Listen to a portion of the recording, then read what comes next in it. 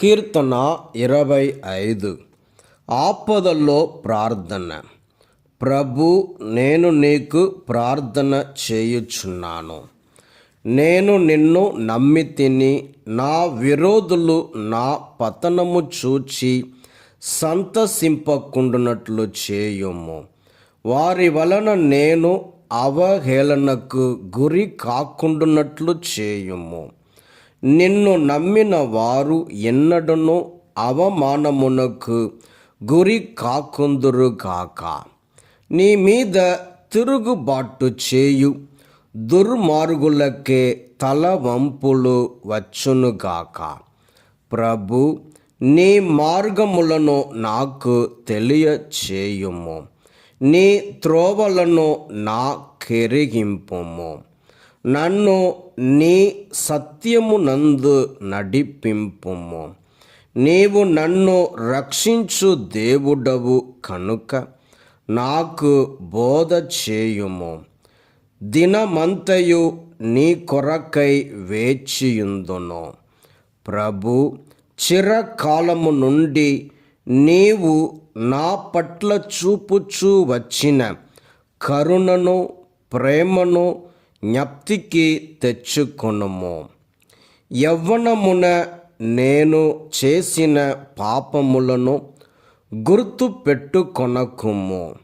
నీ ప్రేమను బట్టియు నీ మంచితనము బట్టియు నీవు నన్ను జ్ఞప్తి యందుంచుకొనుము.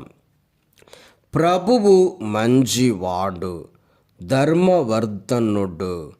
అతడు పాపులకు తన త్రోవలను తెలియచేయును. వినయవంతులను సన్మార్గమున నడిపించును. దీనాత్ములకు తన మార్గమును బోధించును. ప్రభువు నిబంధనములను, ఆజ్ఞలను పాటించు వారిని ఆయన ప్రేమతోనూ నమ్మదగినతనముతోనూ నడిపించును. ప్రభు, నీ పేరునకు తగినట్లుగా నా ఘోర పాపములను మన్నింపుము. ప్రభువునకు భయపడు వారు తాము నడువవలసిన త్రోవను ఆయన నుండియే తెలిసికొందురు.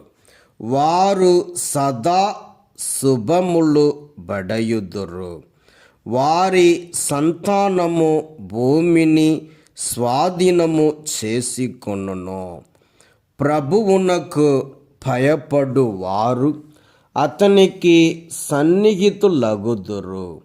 అతడు తన నిబంధనను వారికి తెలియజేయును. నేను ఎప్పుడునూ ప్రభువు సహాయము కొరకు కనిపెట్టుకొనియుందును. నా పాదములను బంధనముల నుండి విడిపించువాడు ఆయనే. ప్రభు, నీ దృష్టిని నా మీదికి మరల్చి నన్ను కరుణింపుము. నేను ఏకాకిని, దరిద్రుడను. నా విచారములెల్ల తొలగింపుము. నా బాధలనెల్ల తుదముట్టింపుము. నా దైన్యమును, నా వ్యతలను పరిశీలింపుము. నా పాపములన్నింటినీ క్షమింపుము. నాకెంతమంది శత్రువులున్నారో చూడుము. వారికి నేననిన ఎంత ద్వేషమో చూడుము. నీవు నన్ను కాపాడి సంరక్షింపుము. నేను నిన్నాశ్రయించితిని కనుక నా శత్రువుల వలన అవహేళనమునకు గురి కాకుండునట్లు చేయుము.